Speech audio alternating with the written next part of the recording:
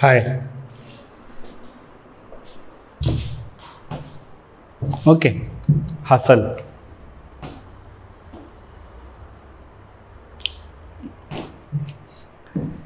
Second हो गया वो, third. Hello dear students, third application check करते हैं अपन लोग। We are studying the topic application of dimensions.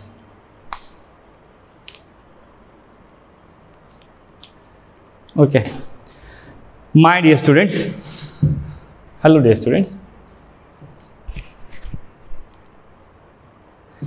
Hello dear students. Last video में हम लोग पढ़ रहे थे एप्लीकेशंस ऑफ डायमेंशंस। उसमें स्टार्टिंग के दो मैंने करा दिए थे, एक में कन्वर्जन किया जा रहा था और एक में LHS बराबर RHS आप लोग चेक कर रहे थे to check the correctness. The third thing, इस पे बच्चों ज़्यादातर क्वेश्चन पूछे जाते हैं कि डिराइव करके बताइए क्या फॉर्मूला होगा। ठीक है, तो रिलेशनशिप अमंग फिजिकल क्वांटिटीज़, तो यू जस्ट नीड टू, मतलब इस तरह अपन को बताया जाएगा कि पूरा एक सिनारियो एक्सप्लेन करेगा सामने वाला कि कोई बॉडी, उसका मास m है, वो आगे की तरफ चल रहा है और वेलोसिटी उसका v है, तो बताओ मोमेंटम क्या होगा, ये बताओ काइनेटिक एनर्जी क्या होगा। जैसे हमारे नाना नानी लोग हमको कहानी सुनाते हैं ना, पूरा सीन क्लियर करते हैं, राजा था, उसके दुश्मन थे, ये था वो था, तो वैसे यहाँ बच्चों पूरा एक पैराग्राफ लिखा होगा आपके बारे में कि ये क्वांटिटी इन लोगों पे डिपेंड करती है, तो आपको उसके हिसाब से आंसर करना होगा। 3-4 स्टेप सॉल्व करोगे आपका आंसर मिल जाएगा। 3-4 ज़्यादा बोल रहा हूँ मैं, 2-3 में अपन को आंसर मिल जाएगा। तो सबसे पहली बात, ये किस पे डिपेंड करता है। So again I will write the same thing, this is based on, this is, ऐसे कैसा नोट कर लो, based on the principle of homogeneity. ठीक है, based on the principle of homogeneity. एक बात बच्चों एक्सप्लेन करता हूं मैं आपको। इसे मान लो, let a quantity Q depends on, let say x, y और z पे डिपेंड करती है। तो ये पूरा उससे सीन क्लियर करेगा आपको। जैसे कहीं बॉडी टर्न कर रहा है तो फोर्स के बारे में बात करेगा, इन पे डिपेंड करता है। पेंडुलम वगैरह पढ़ाया जाएगा बच्चों, तो वहाँ बताएंगे कि जो टाइम पीरियड है वो आपका मास, लेंथ, ग्रेविटी, इन सब पे डिपेंड कर रहा है। तो ठीक उसी तरह बच्चों आपको क्या लिखना है, जो क्वेश्चन कह रहा है उसको मैथमेटिक्स में लिख दो। This will be your first step. The Q depends upon, किस पे डिपेंड कर रहा है बच्चों, x, y और z। आपको नहीं पता है कि x के कितने x होंगे, मतलब इसका ऑर्डर क्या होगा, x² होगा, क्यूब होगा, डिनोमिनेटर में होगा, न्यूमरेटर में होगा। इसलिए अपन अपनी सेफ्टी के लिए बच्चों ऊपर a, b और c लिख देते हैं। सेकेंड लाइन में आप लिखोगे बराबर करके एक k लगाना, x, y, z लिखना, और ये हो जाएगा a, b और c। एग्जाम में यहाँ शुरू करना है आपको। इस k के बारे में बात कर लेता हूँ। k होगा बच्चों, k is a dimensionless constant. k is a dimensionless constant. ठीक है, सेकेंड स्टेप में क्या करोगे आप इन सब के डायमेंशंस लिखोगे, राइट डायमेंशंस। ठीक है, third, compare the quantities using principal of homogeneity. इतना नोट कर लो बच्चों, होमोजेनिटी। ठीक है, अब ध्यान दो, Q का फॉर्मूला होगा x, y, z। अब जो भी डायमेंशन मिल रहे होंगे वो लिख देना, कंपेयर करके ही आपका सीधा आंसर मिल जाएगा। Step 4, and then find what is your A, what is your B and what is your C। अगर D होगा तो D भी मिल जाएगा। ये सब मिलते यहाँ पे रख देना, आपका फॉर्मूला मिल जाएगा।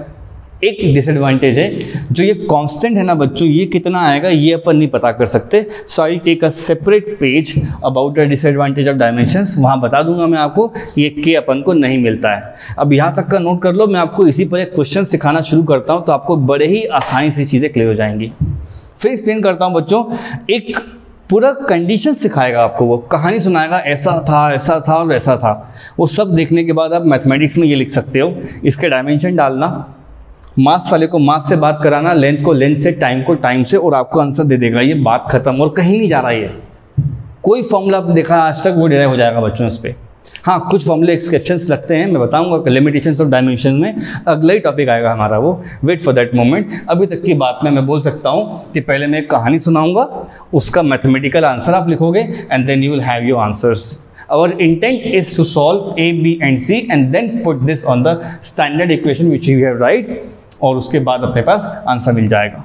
ऑलराइट, तो मानो ना अगर ये 1, 2, 3 हो सकता है या क्यूब या -1 या हाफ हो सकता है, तो आपके पास उसके हिसाब से बोल सकते हो ना कि सर मेरा ये फॉर्मूला बन रहा है। इसको नोट कर लो, वीडियो पॉज करके अपन आगे बढ़ रहे हैं, फिर क्वेश्चन सॉल्व करते हैं, ठीक है? चलो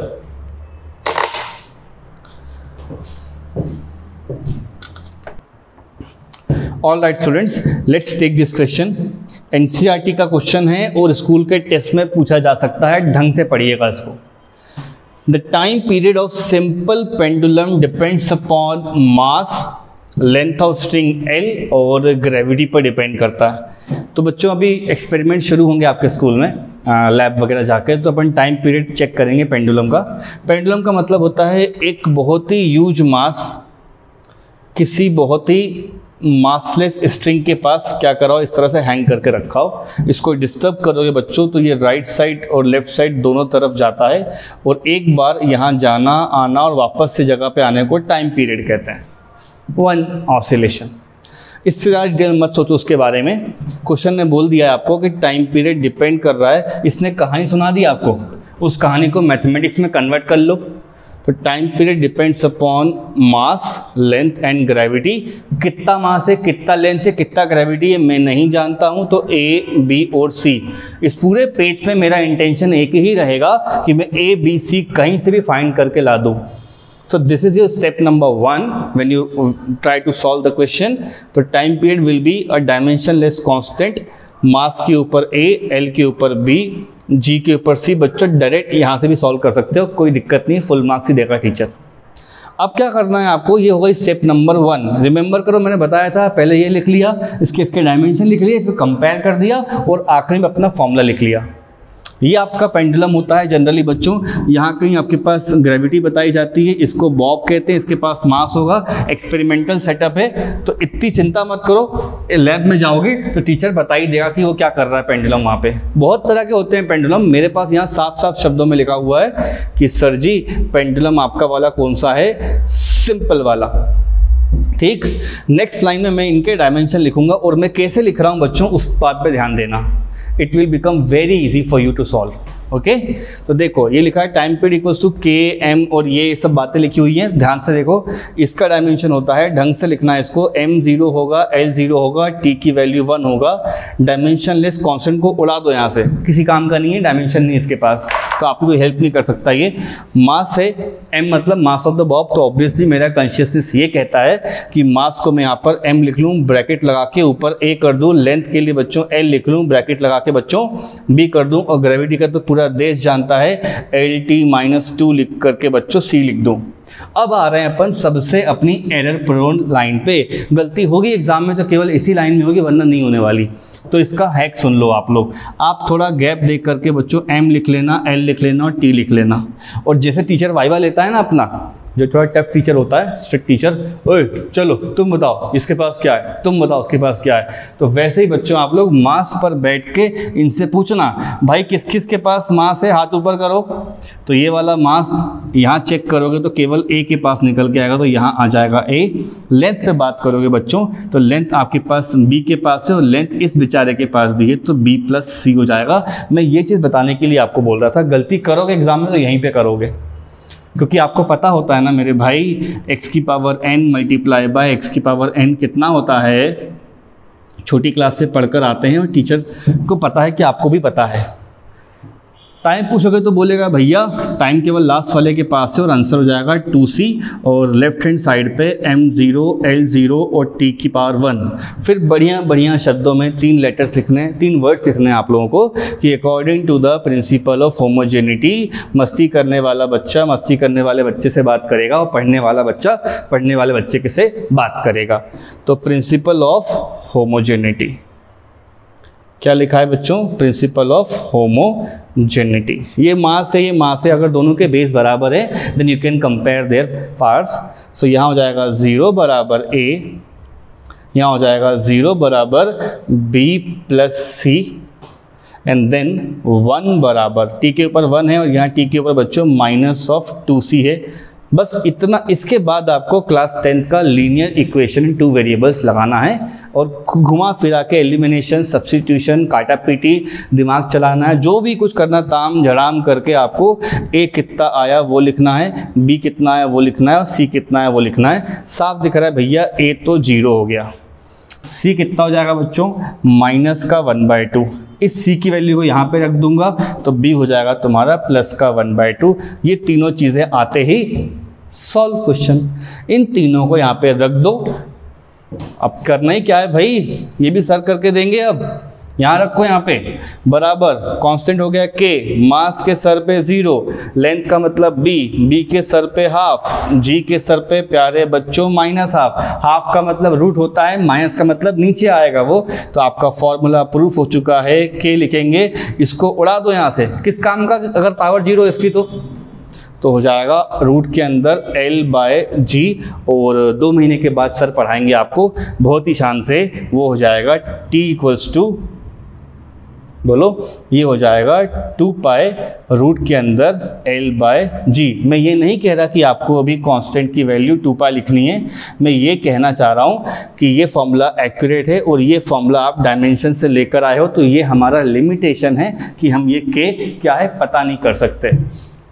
घर पे जाके ट्राई, घर पे ही रहेंगे अपन तो अभी ट्राई करोगे बच्चों काइनेटिक एनर्जी के फॉर्मूले में ना, तो 1/2 mv² तो पढ़ाता है टीचर चिल्ला चिल्ला के, लेकिन जब आप सॉल्व करोगे ना उसको तो यहाँ आएगा एक कांस्टेंट। चलो इसका कांस्टेंट का नाम c रख देता हूँ वरना हल्ला करोगे आप लोग, और ये हो जाएगा v²। अपन इसको नहीं पढ़ सकते बच्चों, दिस इज अवर लिमिटेशंस। मैं एक पूरा टॉपिक ले लूँगा कि क्या क्या नहीं निकलता and that will be counted as a limitations of your dimensions. So classroom में आपको यहाँ तक करके देना है, फुल मार्क्स पेपर में आता है तो k, और ये लगाया मैंने L/G। और ये बच्चों इसका एक्चुअल में फॉर्मूला है जो आपको बताया जाएगा कमिंग सिलेबस में। 11th में पढ़ेंगे अपन लोग, लैब में जाके भी करेंगे इसके एक्सपेरिमेंट। सो डोंट वरी, चीज़ें जब टाइम पर आएंगी तो बताया ही जाएगा। I am not skipping that one, I am just telling कि we are unable to find what is k, though I already know what will be k 2 months later. आपको ही मालूम पड़ जाएगा कि सर ने ऐसा कुछ पढ़ा रखा है, लेकिन तब तक के लिए अपन को रुकना पड़ेगा और जितना सिलेबस में जा चुका है बच्चों उतना आपको ध्यान से देखना पड़ेगा। And this is our theory जो ये कहती है कि पहले सबको लिख लो आप, ये लिखा। सबसे बच्चों एरर प्रोन जो लाइन है ना वो ये वाली है, ये वाली लाइन है। इसको मैं थोड़ा कलर कोलर कर देता हूँ ताकि आप इसको ध्यान से लिखो बच्चों। ये लाइन में गलती होगी वरना पूरे पेज पे एक जगह भी गलती नहीं होती बच्चों से। यहाँ वाइवा लेना है आप लोगों को एक टफ टीचर की तरह। ओह तुम बताओ मास है कि नहीं है, तुम बताओ लेंथ है कि नहीं है, तुम बताओ टाइम है कि नहीं है, तो बताएगा वो। उसके हिसाब से उसकी पावर्स चढ़ा देना और आपके आंसर्स मिल जाएंगे। And that's all for this question. आगे बढ़ रहे हैं बच्चों अपन, ठीक है। So students let us take up this particular question. ये कहता है हमको सेंट्रीपिटल फोर्स के बारे में बात करनी है। वो किसी बॉडी पर एक्ट करता है और डिपेंड कर रहा है बच्चों मास m पे, वेलोसिटी v और रेडियस r। तो पहले ये समझते हैं कि सेंट्रीपिटल फोर्स होता क्या है बच्चों। कभी भी अगर किसी भी बॉडी को बच्चों किसी सर्कल पे चलना हो और उसका रेडियस बच्चों यहाँ पर r हो जाए तो आप कह सकते हो if anybody who is having mass m wish to move around the circle then there must be a force which must be acting towards the centre. उसका नाम हो जाएगा बच्चों, इस वाले फोर्स का नाम होता है सेंट्रीपिटल फोर्स। सेंटर की तरफ लगने वाले फोर्स को। अब ये फोर्स कोई भी दे सकता है। इस केस में जिस स्ट्रिंग से उसको बांध के घुमा रहे होंगे तो वो टेंशन दे रही होगी।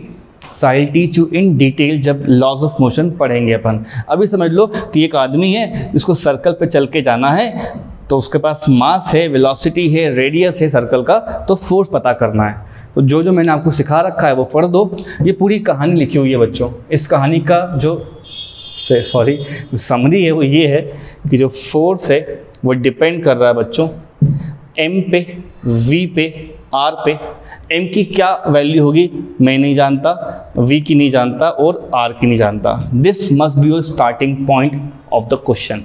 रीड करोगे पूरी कहानी ना, जो कुछ भी दिख रहा हो उसको डाल दिया करो बिना सोचे समझे। फिर नेक्स्ट टाइम में लिखना कि सर फोर्स का मतलब होता है एक डायमेंशन से less constant, dimension less constant. और m की पावर a, v की पावर b और r की पावर c, इक्वेशन नंबर 1, बात खत्म। Before moving further, it is very advisable to learn some basic dimensions, और ये सब basic dimensions है बच्चों। फोर्स का डायमेंशन तो पूरा देश जानता है, वो होता है mLT-2, ठीक है, याद हो गया होगा आपको, तो इसको उड़ा दो, किसी काम का नहीं है अपने। मास का डायमेंशन हो जाएगा बच्चों m, उसका सर पे में a, वेलोसिटी का होता है LT-1, उसके सर पे b, और ये एक तरह का रेडियस है और वो मीटर में काउंट होता है, तो यहाँ पर आपको L लिखना चाहिए और पावर में c। देख लो एक बार क्या कर रहे हैं सर, फोर्स का डायमेंशन, मास का डायमेंशन, वेलोसिटी का और r का। अब आती है सबसे एरर प्रोन लाइन, तो उसको मैं थोड़ा ध्यान से लिखूंगा। ये हो जाएगा mLT-2, इन दोनों के सर पे 1 1 लिख दो, स्क्वायर ब्रैकेट डाल दो। अब यहाँ थोड़ा थोड़ा गैप दे करके आप mLT लिख लिया करो, और एक टीचर की तरह बच्चों वाइवा लिया करो। ओ तू बता, तेरे पास मास है कि नहीं है, तेरे पास मास है कि नहीं है, तेरे पास मास है कि नहीं है, ठीक है। तो मास बच्चों इन सब में से किसके पास है, खाली A के पास है, तो यहाँ पे आ जाएगा A। लेकिन अगर आप L को चेक करोगे तो L बच्चों यहाँ पे भी दिख रहा है और यहाँ पे भी दिख रहा है, इसका मतलब है L की वैल्यू में आना चाहिए B + C। एक बार ढंग से देख लो मैं क्या कर रहा हूँ, L बच्चों यहाँ B के पास आएगा और C के पास आएगा। बात होगी टाइम से, तो टाइम बस सेकंड वाले के पास है, सेकंड वाले में ये दोनों मल्टीप्लाई हो जाएंगे, हो जाएगा आंसर -B। जो 9th क्लास के फॉर्मूले लगे हैं वो ये हैं, x की पावर m × x की पावर n, कितना होता है, पावर्स बच्चों हम लोग ऐड कर देते हैं। और अगर ऐसा कुछ हो जाए तो क्या करते हैं बच्चों, नहीं आया भाई, मैं ये लिखी क्यों रहा हूँ, आपको तो पता है ऑलरेडी। तो ये जो सबसे गड़बड़ करने वाली लाइन थी वो अपन ने सॉल्व कर दी, ये वाली लाइन सबसे गड़बड़ करने वाली थी। अब कुछ नहीं करना है, आपको उम्मीद करनी है कि एक लॉ लिखेंगे सर जिसका नाम है अकॉर्डिंग टू प्रिंसिपल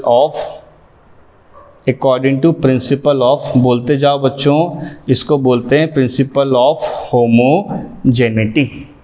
हम उसका यही मतलब होगा कि same set of quantities will interact with the same set of quantities. और एक आम भाषा में बताऊं तो जो जैसा रहेगा वो वैसे बच्चे से ही बात करेगा।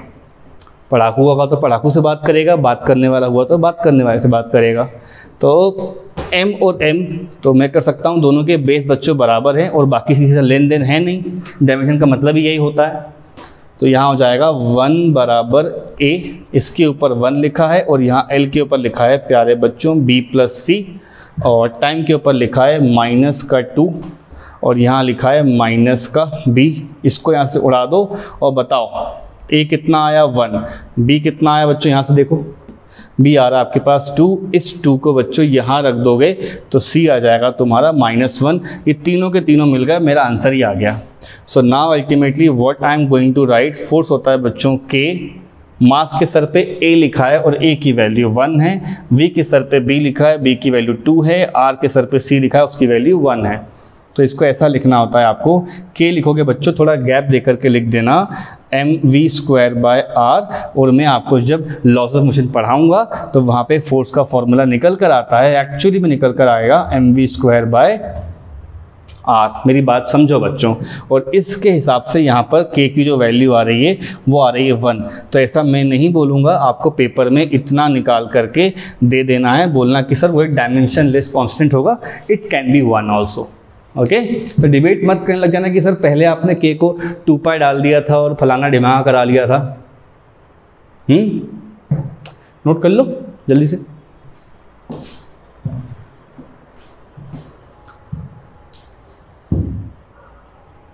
ऑल राइट, वीडियो पॉज करके नोट कर लिया करो। अगली क्लास में मैं आप लोगों को सिग्निफिकेंट फिगर्स और इसके लिमिटेशंस क्या होते हैं डायमेंशन की डिस्कशन में ले लूँगा। And then we discuss with the errors के कितने टाइप के होते हैं, question answer, then sheet solving, और हमारा चैप्टर इस तरह से पूरा तैयार हो जाएगा बच्चों। हमने यूनिट पढ़ लिया, हमने डायमेंशन पढ़ लिए, हम एरर शुरू करने जा रहे हैं, ठीक है।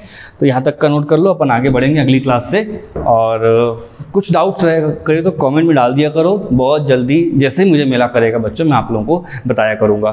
तब तक पढ़ते रहिए, अपना काम करते रहिए, stay safe in this pandemic and everybody is sailing on the same boat, and try to cooperate with your school teachers and here also. And I'll see you in my next class. Till then, bye bye. I'm your physics instructor Raj sir, ठीक है। चलो अगली class में मिलेंगे, है ना, bye.